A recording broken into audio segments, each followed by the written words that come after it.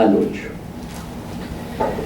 Pero qué gran ganancia es la piedad acompañada de contentamiento, porque nada hemos traído a este mundo y sin duda nada podremos sacar, así que teniendo sustento y abrigo, estemos contentos con eso.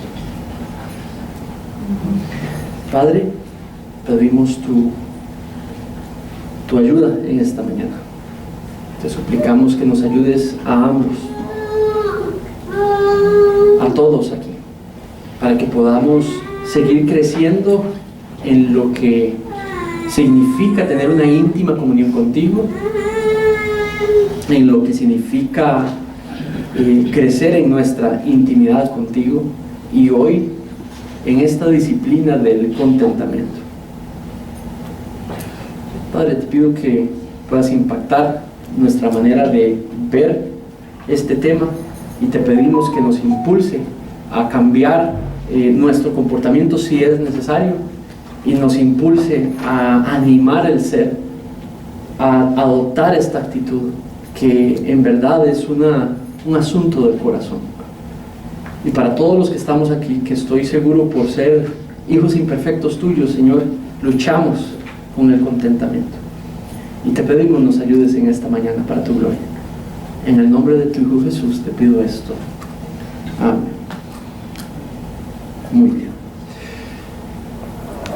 Hemos estado estudiando sobre lo que es la íntima comunión y las disciplinas espirituales, y nos hemos tomado el tiempo para ahondar en este tema porque es de suma importancia para Dios y es de suma importancia para la iglesia. Debiese de ser de suma importancia.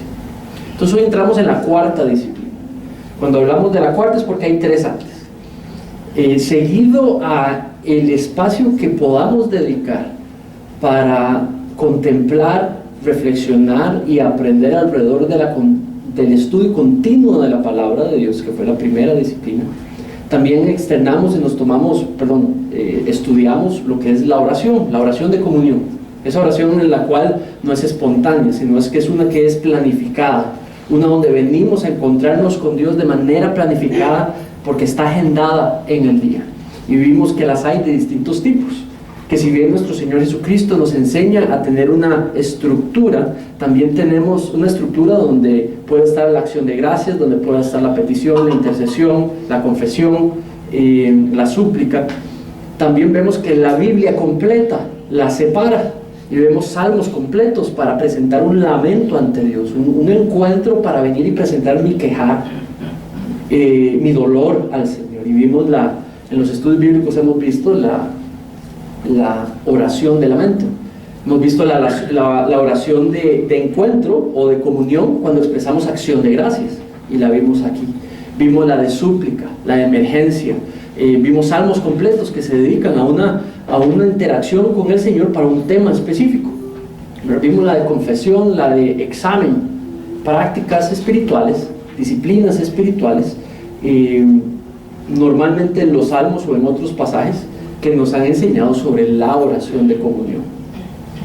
Tercero, vimos hace 2 semanas la disciplina de crecer en comunidad, no como personas desagregadas del cuerpo local, pero parte de un cuerpo local. Y vimos que el propósito de Dios en la Biblia es formar el corazón de Cristo, el carácter de Cristo en nosotros, pero mientras interactuamos con un grupo específico y definido. Y fuimos por la Biblia y estudiamos la bendición que eso es. El diseño de Dios es que crezcamos a la mente de Cristo mientras interactuamos los unos con los otros. No con personas que son desconocidas a nosotros, pero personas que se han vuelto conocidas a nosotros, donde nos volvemos dependientes de ellas, interactuando constantemente con ellas. Y es allí, en medio de esa interacción, donde Él busca formar el carácter de las personas, usando las relaciones. Cristianos que no se ven, cristianos que no se hablan, o cristianos que andan por ahí por su vida personal, individual, el Señor no va a formar el carácter de Cristo allí, porque está fuera del diseño de Dios.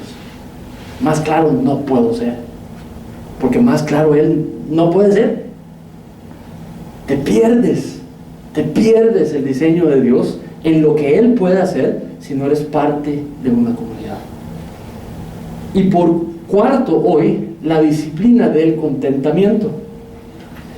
¿Y saben por qué esto hoy? La próxima semana vamos a ver la disciplina del discernimiento, que también es una disciplina espiritual, cómo tomamos decisiones.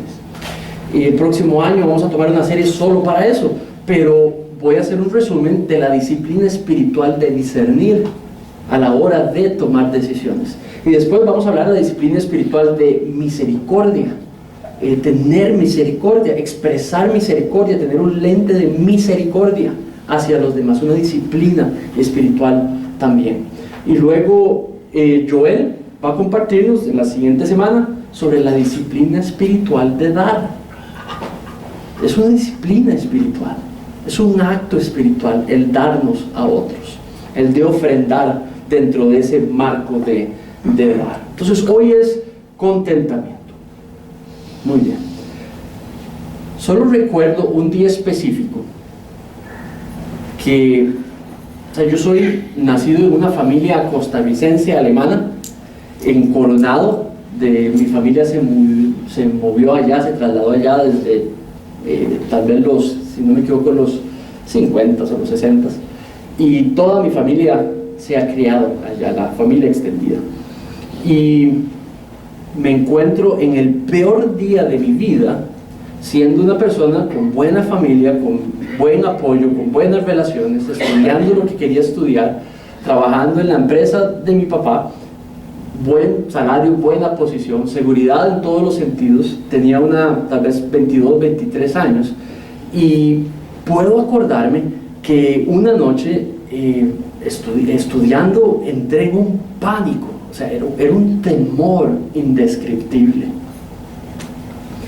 El pánico y el temor indescriptible tenía que ver porque de alguna manera yo sabía que todo lo que la sociedad, todo lo que la familia, todo lo que la gente, incluyéndome yo mismo, puede pensar es lo que alguien debiera de ser o hacer para considerarse alguien que vive y camina con propósito, lo estaba haciendo. Y no lo estaba haciendo tan mal, no perfectamente, pero no tan mal. Pero de pronto había un enorme temor, un enorme vacío. ¿Y saben cómo lo percibía bien? Tenía dos características ese temor o esa sensación o esa emoción. Número uno, soledad. Y número dos, inseguridad de futuro, insatisfacción. Todo lo que tenía, todo lo que hacía, iba bien, pero había una profunda insatisfacción, y eso trajo temor. Porque si la insatisfacción estaba en mis estudios, cuando lo terminase, ¿qué iba a pasar? También iba a haber insatisfacción. Porque, por ejemplo, la relación que tenía con la persona que tenía, insatisfecho. ¿Y qué pasa cuando me case? Voy a estar también insatisfecho. La relación laboral, igualmente, con todos los beneficios que tenía, con toda la seguridad laboral que tenía, y aún así insatisfecho. ¿Y qué pasa cuando salga a la calle y trabaje para alguien más? Que posiblemente las situaciones iban a cambiar, no iban a ser tan beneficiosas. Y reconozco una enorme insatisfacción. Voy a dejarle pausado allí. Veamos nuestro texto un poquito. Voy a continuar ese testimonio al final de este sermón. En nuestro pasaje, lo que tenemos son dos pequeñas ideas, creo yo, muy amarradas.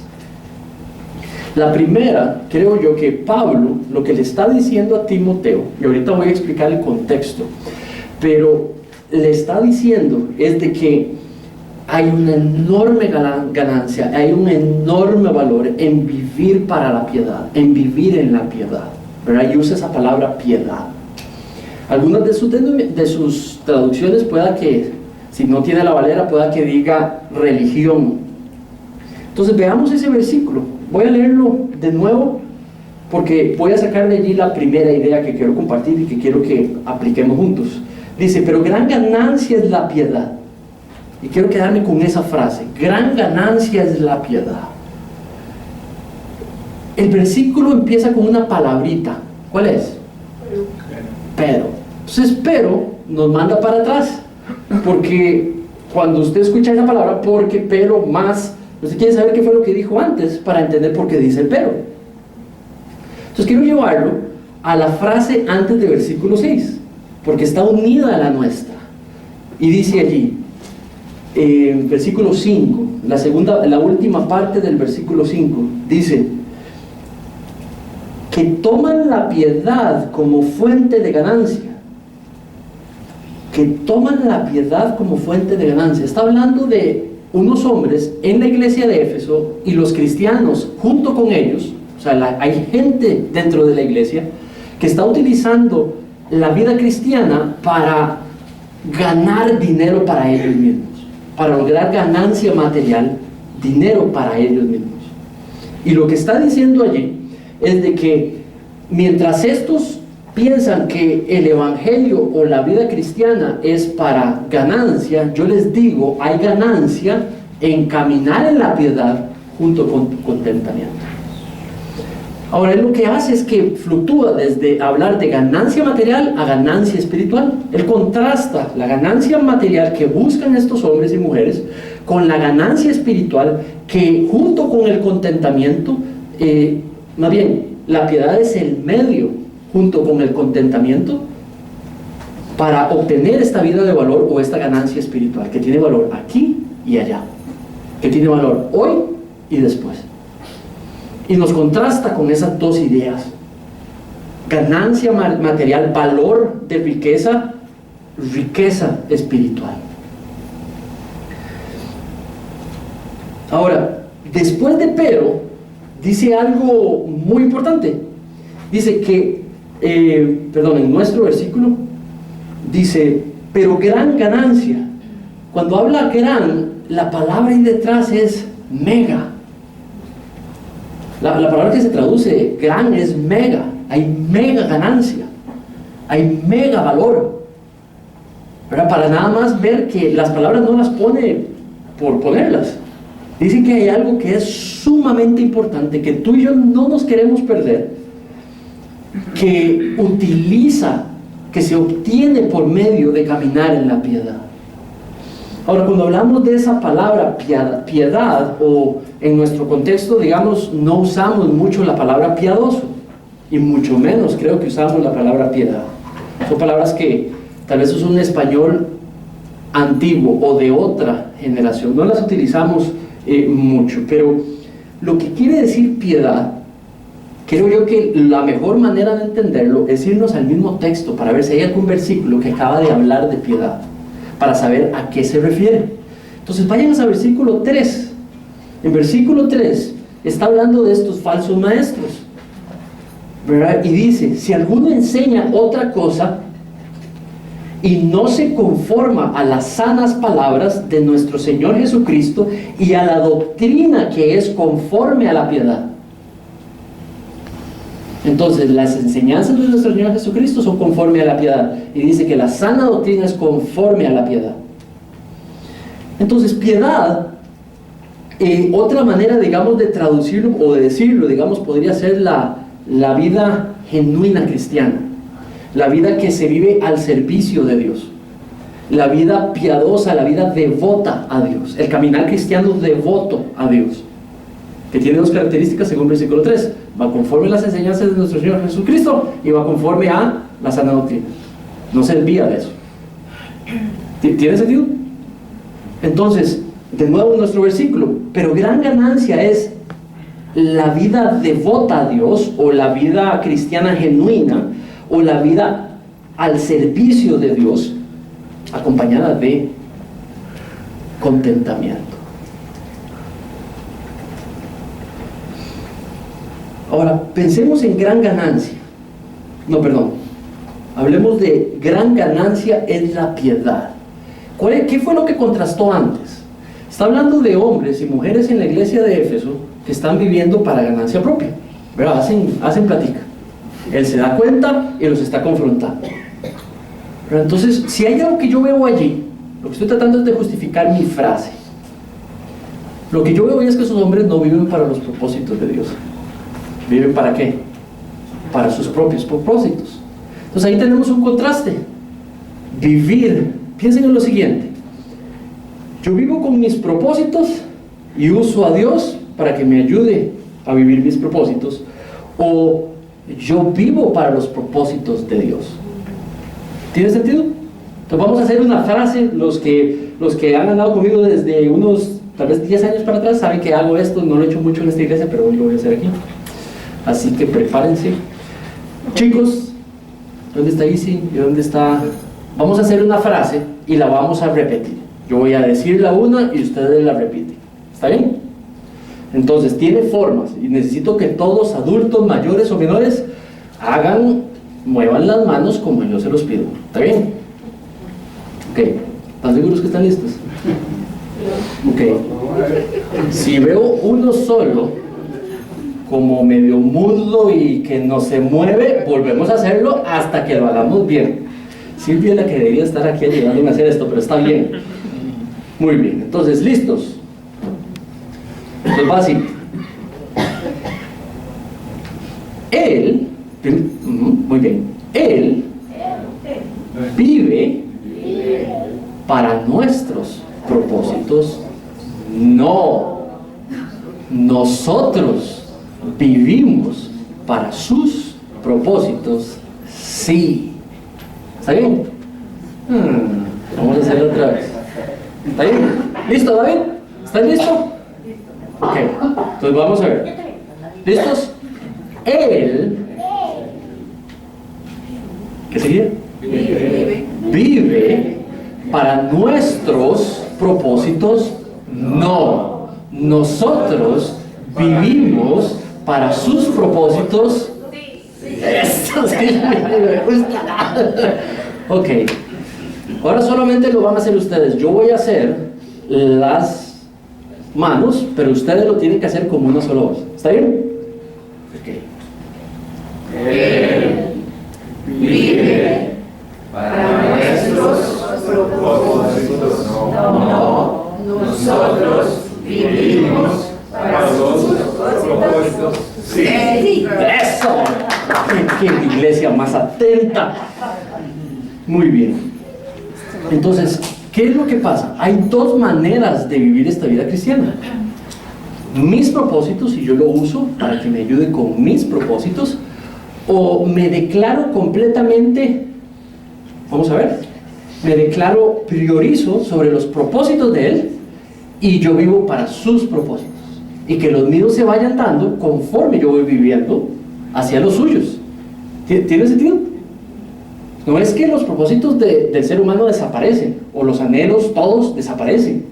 No, cuando priorizas sobre vivir para los propósitos de Dios, muchos de nuestros propósitos, no todos, muchos de nuestros anhelos, no todos, se van enmarcando y se van alineando con ese rumbo de vivir para los propósitos de Dios. Entonces, la primera idea que Pablo nos quiere enseñar en este versículo es de que hay enorme ganancia. Hay una ganancia, un valor en vivir la vida devota a Dios, en vivir la piedad, en vivir una vida al servicio de Dios, pero una que se viva conforme y por y para sus propósitos primero. ¿Sí? Muy bien. ¿Saben?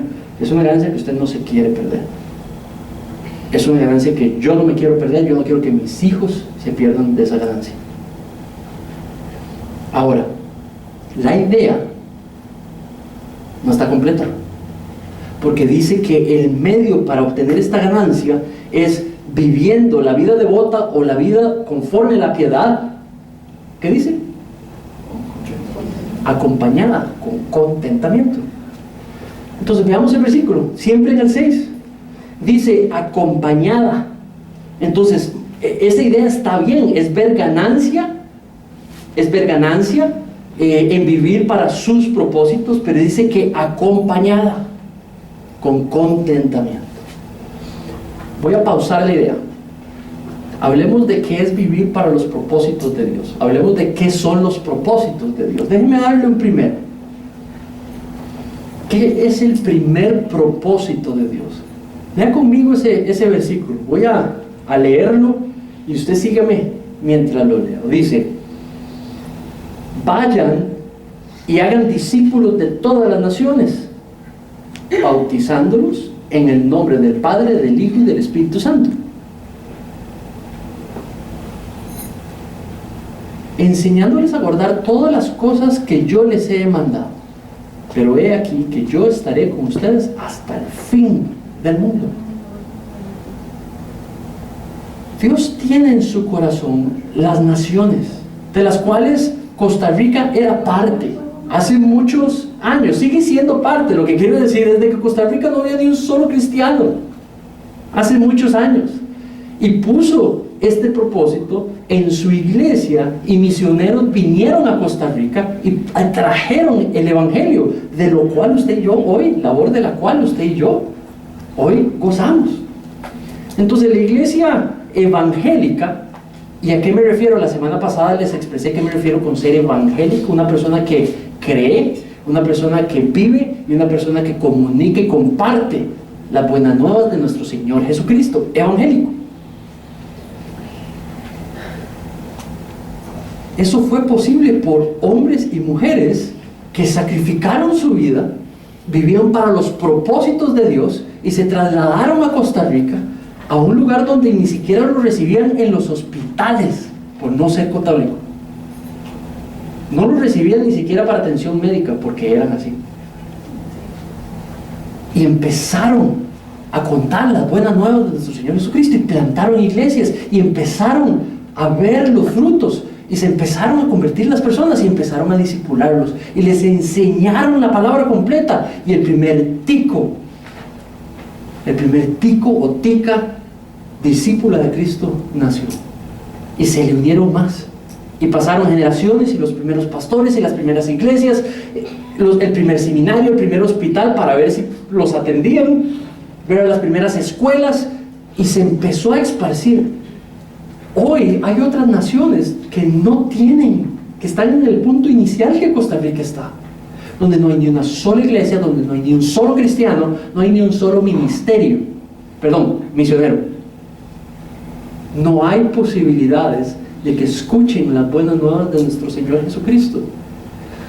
¿Ustedes creen que mi educación en ingeniería civil es prioritaria para Dios que traer el evangelio a una sola vida de esas personas? ¿Usted cree que mi confort material es prioritario, tu confort material es prioritario para Dios en comparación con traer y ir a un lugar donde no hay ni un solo misionero y mandar uno? ¿Tú crees eso? ¿Verdad que no? Los propósitos de Dios tienen que ver con las personas que Él creó. Los creó para deleitarse en una relación íntima con Él, y hay millones de personas que no saben eso, que Jesucristo es el medio para poder vivir en contentamiento, para poder tener una relación íntima con Dios, y no lo saben. Mira este otro. Dice que recibirán poder para cuando venga el Espíritu Santo, y podrán ser testigos en Jerusalén, en Judea, en Samaria, hasta los confines de la tierra. No solamente es el propósito de Dios de llevarnos allí, pero también es el propósito de Dios de proveernos lo necesario para poder dar testimonio sobre lo que Él ha hecho en nuestros corazones. Mira el otro versículo. Entonces Jesús les dijo otra vez: pasa a ustedes como me envió el Padre, así también yo los envío. Entonces, este es el punto en esta mañana. Usted y yo estamos en modo enviados. Usted y yo somos representantes. Ahí en ese versículo, en Juan, los discípulos son representantes suyos y míos. Esta es una frase que toma Juan, escuchó lo que Jesús les dijo a ellos mismos y la pone en su escrito para que sea enseñado a la Iglesia Universal. La Iglesia Universal, sí creyente, está en modo enviado, está en modo testigo, que testifica. El primer propósito para la iglesia es hacer discípulos, es ir y hacer discípulos, es ir donde están las personas que no conocen a Cristo por medio de las relaciones que tenemos e ir a anunciarles en palabra, en verbo, sustantivo y decirles: Cristo existe, Cristo es real y Cristo murió por ti.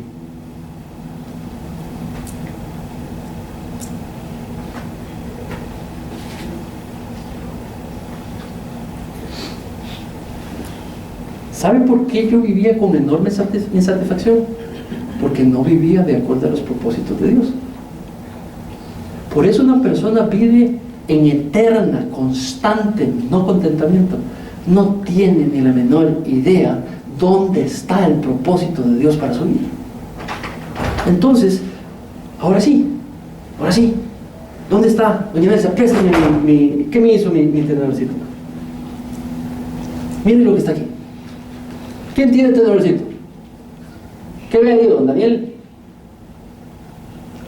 Muy difícil comer con esto. Y sí, ¿qué ves ahí? Digo, don Daniel, que es muy difícil comer con esto. Sí, posiblemente. ¿Qué ve doña Carmen en su tenedor? Deformidad. ¿Sabe? Cuando fui a estudiar a Estados Unidos viví un año solo. Y entonces cuando llegué a Estados Unidos tenía muy poquita plata en el seminario. Entonces lo primero para poder, ¿qué tenía que ir a comprar? ¿Qué es lo primero que se compra para poder comer? Cuando uno está en un lugar y tiene que empezar desde cero. Cubiertos, ¿verdad? Entonces me compré un tenedor y me compré un cuchillo. Y pasaron el tiempo y se fueron presentando ciertas necesidades muy importantes en mi cuarto. Entonces me di cuenta que mi tenedor era muy útil, era multifuncional. Entonces agarré mi tenedor y entonces había algo que tenía que escarbar porque se había manchado. Entonces yo luego me quedé atrapado, ¿verdad? Y obviamente agarré se me cerró la puerta, agarré el tenedor, entonces quité la venilla con el tenedor, ¿verdad? Y pude abrir ¿cómo se llama? La cerradura. De pronto después había una tapa, una lata que necesitaba abrir, ¿verdad? Entonces agarró mi tenedor, ¿verdad? Y lo usé unas 150 distintas variedades, mi tenedor, ¿verdad? Los que me conocen también saben que una de mis comidas favoritas es arroz blanco. Y cuando digo arroz blanco es solo arroz blanco. Entonces, después hubo un día, como al 8º mes de estar utilizando mi tenedor para distintos usos, empecé a comer arroz. Mi arroz, ¿verdad? Y yo veía como que se caía el arroz. Y decía, qué raro, no se queda. Ay, mira, ¿verdad? Es el uso que le he dado al tenedor. ¿Qué es lo que pasa? ¿Cuál es el problema con mi tenedor?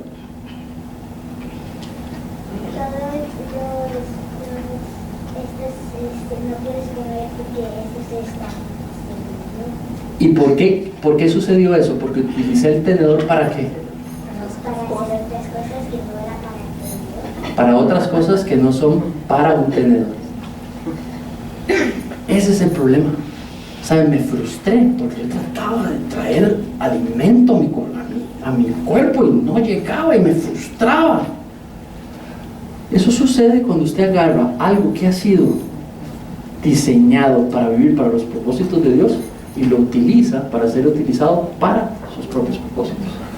Hay falta de contentamiento, se frustra. Y lo primero que tenemos que entender en esta mañana es de que no puede haber contentamiento si no hay una visión de que yo vivo para sus propósitos, para llevar el evangelio, para plantar iglesias, para extender el reino, para llevar mi iglesia a donde tiene que llevar y vivir para esos propósitos y todo el resto de mis propósitos alrededor de ese. Ahora sí, entremos a contentamiento. ¿Qué es contentamiento? Por favor, al versículo, porque él utiliza el resto del 7 y del 8 para explicar lo que él quiere decir por contentamiento. Entonces, literalmente, esa palabra lo que quiere decir es una persona que tiene lo que necesita, tiene lo suficiente, tiene lo adecuado. Vamos a ver, Emanuel es doctor, es médico, es cirujano. Cuando Emanuel está ahí en medio de lo que tiene que hacer su labor, digamos, una cirugía, sea la que sea, ¿cómo se siente él si tiene toda la indumentaria, todos los ¿cómo se dice? Los instrumentos, todo provisto, listo, ahí para ser utilizado? ¿Cómo creen que se va a sentir? Listo, contento. Pero ¿qué pasa si le falta algo primario? Va a estar posiblemente bastante nervioso, no va a estar contento, ¿cierto? No va a estar listo. Igualmente es con esta persona. La persona contenta es porque tiene lo suficiente, lo adecuado para hacer ¿qué? Vivir para sus propósitos. Entonces, puede estar contenta porque tiene lo suficiente, tiene lo necesario para vivir para sus propósitos. Ahora, si la persona está no contenta porque no tiene lo necesario para vivir para sus propios propósitos, ahí posiblemente pierde el contentamiento. ¿Tiene sentido?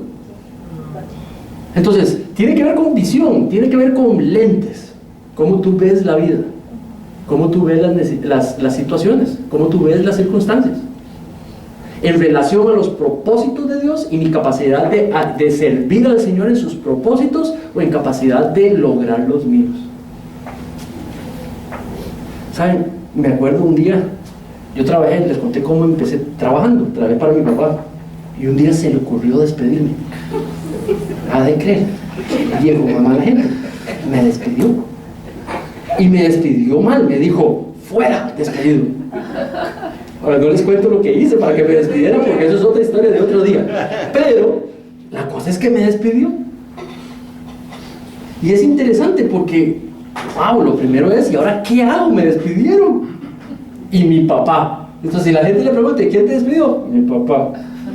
Hasta eso me daba pena, pero una situación de la mañana, fue en segundos, hice un berrinche y me despidieron.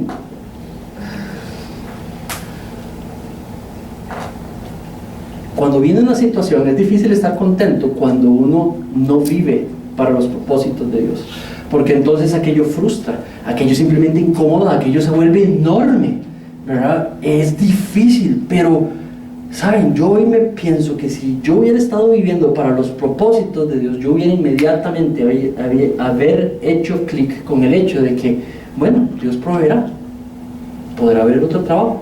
Esto en realidad no me determina en cuanto a vivir para sus propósitos. Estaré en un periodo tal vez en aflicción, voy a sufrir, ¿verdad? Pero de alguna manera lo que ya hago para los propósitos de Dios se mantiene. Yo puedo estar contento. ¿Tiene sentido? Muy bien. Ahora, ¿cómo me hubiera sentido si mi propósito es acumular riqueza? Me frustro todo, ¿verdad? Porque ese despido está completamente correlacionado con yo generar riqueza y lograr los medios que quiero para ese mes o para ese año, y si eso lo interrumpe, me frustro y no estoy contento. Entonces todo empieza para el contentamiento, estar centrado, tener lentes de propósitos de Dios. Muy bien. Miren cómo continúa el 7, dice, porque nada hemos traído a este mundo y sin duda nada podremos sacar. Ahí lo que está diciendo es que, vamos a ver cómo lo pongo en...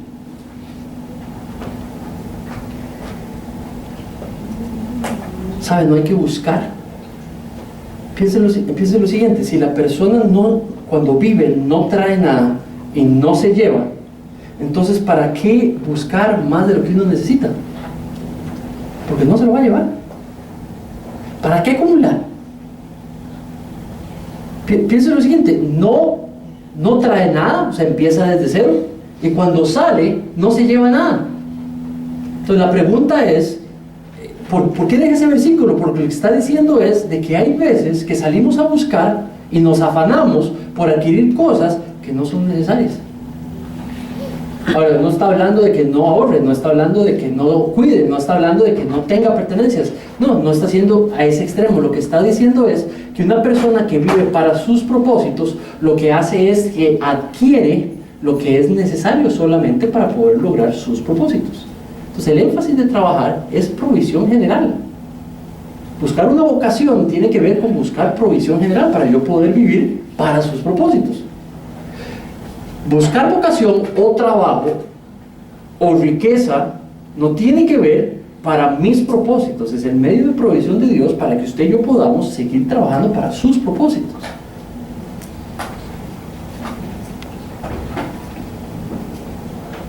Dice el último versículo, así que teniendo abrigo, estén contentos con esto. Hay otro pasaje, que es este que está ahí, que Pablo explica sobre lo que significa contentamiento.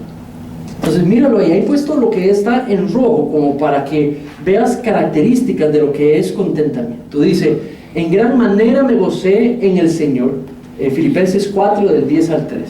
En gran manera me gocé en el Señor de que ya al fin habéis revivido su cuidado de mí. Pablo está en necesidad económica, en necesidad material y ha pedido ayuda a las iglesias y algunas iglesias no le han mandado nada. Ahora parece que sí le llegó. Y lo que de esta, y les dice de que si bien posiblemente no habían podido hacerlo, ahora sí lo han podido hacer, ¿verdad? Y dice que se gozó en el Señor. Ahora la pregunta es, ¿cómo se mantuvo mientras no tenía nada? O no tenía de parte de esas personas. Luego dice, no lo digo porque tenga escasez, pues he aprendido. Contentamiento se aprende. El contentamiento es una cuestión del corazón, es una actitud del corazón, es una disciplina del ser y se aprende, se adquiere. Nadie puede decir, es que yo no puedo estar, me cuesta el contentamiento. Está bien que te cueste, pero puedes aprenderlo, a volverlo una disciplina, que cuando las distintas circunstancias se afloran, yo adquiero el estado, el lente para observar esa situación de contentamiento en el Señor. Dice, he aprendido a contentarme cualquiera que sea mi situación. Definición de contentamiento. Una manera de agregar a la definición. Es la capacidad del ser, es la actitud del ser que toma la situación, realiza de que a pesar de la situación, lo que es necesario y para vivir para los propósitos de Dios, los tiene, o Dios los va a proveer. Y que por ende, Él puede pasar por esa situación con gozo y sin perder esperanza. Sigue diciendo, sé vivir humildemente y sé tener abundancia en todo y por todo estoy enseñado. Así para estar saciado como para tener hambre, así para tener abundancia como para padecer necesidad. Todo lo puedo en Cristo que me fortalece. ¿Usted sabía? Voy a hacer una aclaración. Usted no lo puede todo en Cristo. ¿Usted sabía eso? ¿Verdad? Vamos a ver quién me hace ojitos raros. Usted sabe que usted no lo puede todo en Cristo, ¿verdad? Ok. Ese pasaje está amarrado, ese versículo está amarrado a los anteriores. No lo puede sacar de lo que está diciendo. Está diciendo de que, y es parte de la provisión para el contentamiento. Pero ¿el contentamiento con qué? El contentamiento con las aflicciones, con las condiciones, con las situaciones que vienen. Entonces yo me puedo manejar en contentamiento porque hay una fortaleza que me es provista por medio de la presencia del Espíritu Santo en nosotros para que yo me mantenga en gozo y siempre enfocado ¿en qué? En los propósitos de Dios. ¿Sí? Ok, pare de comer, no coma nada. ¿Sabe qué le va a pasar? Se muere. No lo puede todo en Cristo. Porque el texto no está diciendo que todas las cosas las podemos hacer porque Cristo me da fuerza. Eso no es lo que el pasaje está diciendo. Está hablando de contentamiento. Y él ha podido estar en contentamiento porque hay algo que el Señor hace en su corazón que lo fortalece y lo permite vivir en contentamiento. Claro, si usted agarra ese versículo, lo pone en un papelito y lo entrega a las personas van a tomar conclusiones con ese versículo, ¿verdad? Muy bien. Vean una definición de contentamiento. Dice, el contentamiento cristiano es esa amable, interna, callada y graciada actitud del Espíritu que libremente se somete y se deleita en las disposiciones sabias y paternales de Dios. Una situación, una condición, un estado específico en el cual Dios nos ha puesto, lo interpretamos como la sabiduría, la soberanía, la sabia, soberana decisión, Padre que me ama, que me ha colocado en esa situación. Y por ende, el espíritu del ser, la persona reacciona, sabiéndose que esto no pone en riesgo su relación con Dios, todo el apoyo y la relación que tiene con Dios, y sabe que tiene rumbo de vida, porque vive para sus propósitos, y se realiza, se da cuenta que en verdad nada está en pleno peligro, lo más importante no está en pleno peligro, y que todo puede ser utilizado por el Señor para su gloria, en toda condición. Este es un señor, es un pastor, esos viejos locos, que vivió como en los 600 y 1643. Él escribe un libro se llama La joya del contentamiento. Lo pueden buscar, está en español, está en inglés. La joya del contentamiento. Y describe vida de personas que van a ser quemadas vivas en ese tiempo por su fe. Entonces en Inglaterra los están quemando, y él conoce el testimonio de algunos de ellos y los pone en este libro, de personas que están en contentamiento, saben que van a morir, y van a morir en la hoguera por su fe cristiana, de hecho su fe evangélica, y van a ser asados por su fe evangélica, y describen el contentamiento en el que pueden vivir, porque ha llegado el fin de vivir para sus propósitos aquí en la tierra, y expresan su contentamiento porque he vivido para ti. Es impresionante ver esos testimonios de cómo, centrado en vivir para los propósitos de Dios, uno puede asumir las situaciones y verlas a la luz de eso, y por ende caminar en gozo. Entonces, es ver ganancia en vivir para sus propósitos, no solo con lo que es necesario para ello, con solo lo que es necesario para vivir para sus propósitos. Dios nos creó para deleitarnos en vivir para Él. ¿Por qué tener más? ¿Por qué desear más? ¿Por qué perder el gozo por cosas que no ponen en riesgo esa relación y esa vivencia para Él? Y eso es la realidad que hay que tener para vivir en contentamiento. Entonces, la disciplina del contentamiento tiene que ver, número uno, entender para lo que fuimos creados y creadas, y vivir para ello, para deleitarnos en conocer a Dios, en experimentar a Dios, en relacionarnos con Dios y en darlo a conocer. Tú haces eso, tienes el primer paso para poder experimentar una vida, una disciplina en contentamiento. Hay cosas que a veces pensamos que el contentamiento no es relacionable con. Entonces voy a decirles 4 cosas que el contentamiento no es opuesto a, no se opone a. Usted puede vivir en contentamiento y no se opone a estas 4 cosas. La primera, el contentamiento no es opuesto a poder expresar aflicción, a poder humanamente expresar mi aflicción y mi lamento y mi temor. El contentamiento no se opone a eso. Tenemos la libertad de venir a expresar eso a Dios. Lo segundo que no se opone es a contarle. La primera es sentirlo, el dolor, la aflicción por lo que me está pasando. Eso no está prohibido. Puedes estar en contentamiento y sentir dolor, aflicción, queja, duda por lo que te está pasando, por lo que estás pidiendo. Lo segundo es expresárselo a Dios o expresárselo a amigos cercanos.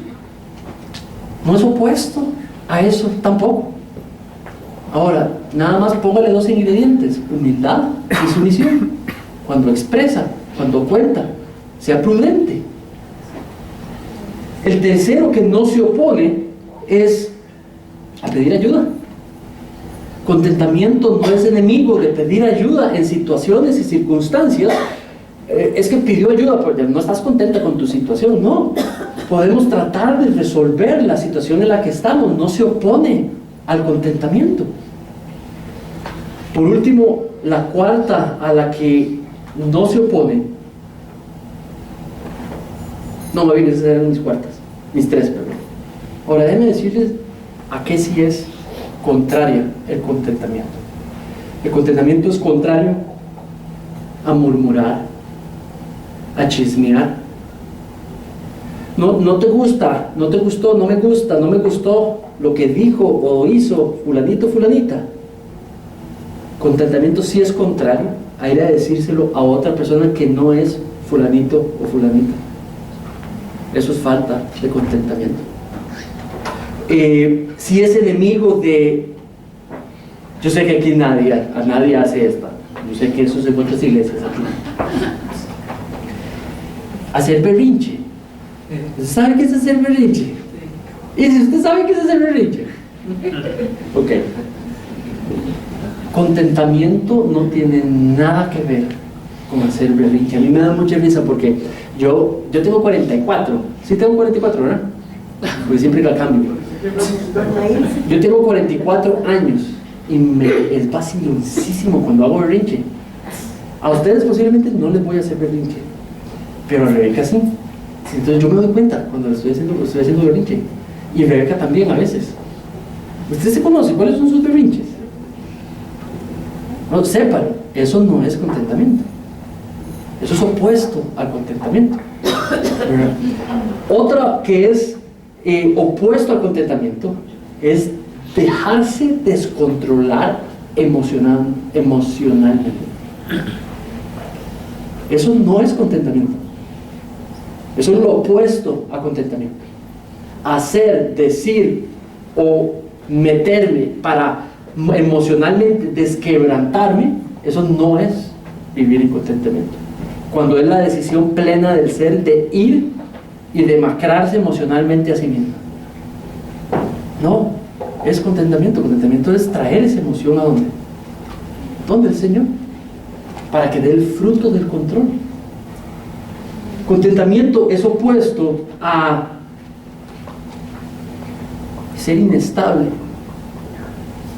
a promover, funcionar siendo emocionalmente, intelectualmente, volicionalmente, tomar decisiones inestablemente, pasar de un lugar a otro para arriba y para abajo, o sea, no hay ni constancia. Eso es falta de contentamiento. Nada más nadie dice por qué es que anda para arriba y para abajo, no logra estabilizarse, no logra ser estable. Normalmente, no generalizo, pero es por falta de contentamiento. No tiene estabilidad en su vida. Lo segundo, ser impulsivo o impulsiva.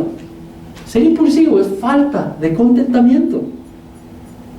Es la incapacidad de mantenerse en un estado esperando para saber cuál es la voluntad de Dios con respecto a ese estado. Entonces, impulsivamente, sin pensar, sin pedir, más bien, las decisiones las toma por motivaciones sensacionales, digamos, muy sensacionalistas, no necesariamente por fondo y por una convicción específica que ha desarrollado producto del consejo. Lo otro que es buscar desanimarse. O sea, yo sé que suena raro, pero sí a veces hacemos eso. Uno observa a las personas que abren su boquita y dicen cosas para desanimarse. Por ejemplo, yo sé que aquí nadie hace eso, pero hay algunas personas que, por ejemplo, les sucede algo. ¿Se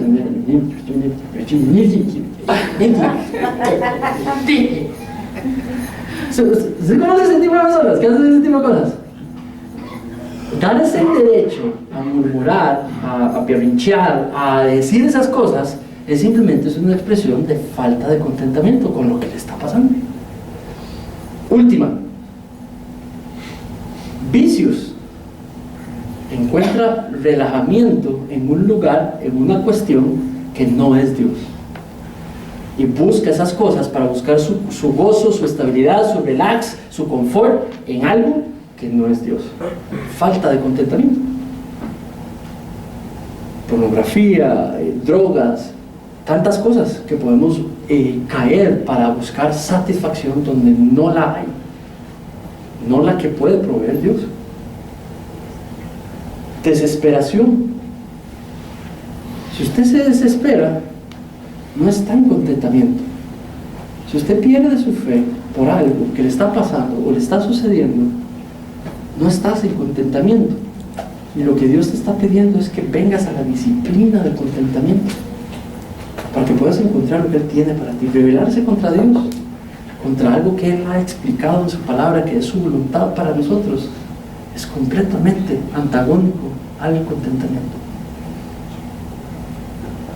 Es extraño que podamos decir: vivo para los caminos de Dios, pero no camino en contentamiento. Es extraño decir que yo tengo gran fe en Dios, pero no vivo en contentamiento y no he desarrollado la disciplina del contentamiento. Por ende, mi ánimo hoy es a que desarrollemos, tengamos consciente qué se necesita para vivir en contentamiento, para desarrollar esa disciplina. No dejes que tu oración, registra tu oración, observa, lee tu oración, porque pueda que tu oración pueda darte indicativos de falta de contentamiento. Escucha la oración de los demás, especialmente las peticiones de los demás, y pueda que puedas observar falta de contentamiento. Muy bien, vamos ahora.